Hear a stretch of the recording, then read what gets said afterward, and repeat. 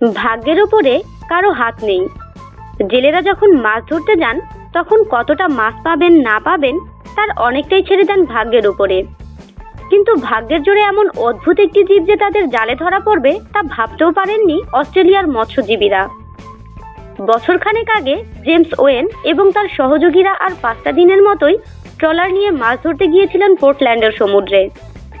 বিশাল আকার জাল ফেলে রাখা ছিল জলে, এগোচ্ছিল ট্রলার একটা নির্দিষ্ট দূরত্ব পাড়ি দেওয়ার পর জাল ওপরে তোলার সময় উপস্থিত হলো।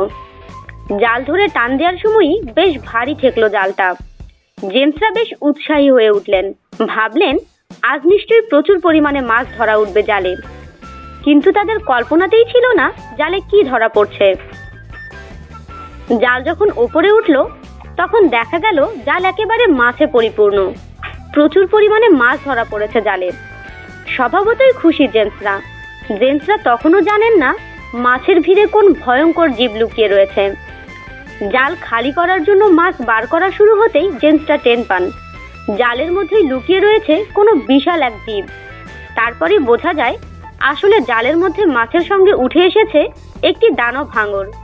সেটিকে দেখে আঁতকে ওঠেন মৎস্যজীবীরা। হাঙরটি অবশ্য ততক্ষণে মারা গিয়েছে, কিন্তু সেই মৃত হাঙরটি নিয়ে কি করবেন জেমসরা ভেবে পাচ্ছিলেন না। শেষ পর্যন্ত তারা ঠিক করেন মাছটি সংগ্রহের জন্য মেলবোর্ন মিউজিয়ামের সঙ্গে যোগাযোগ করবেন।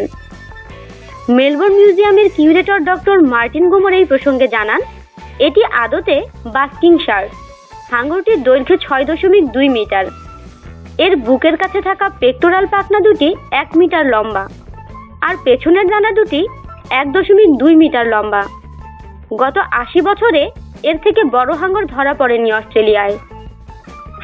আমাদের সাথেই থাকুন আর সাবস্ক্রাইব করুন।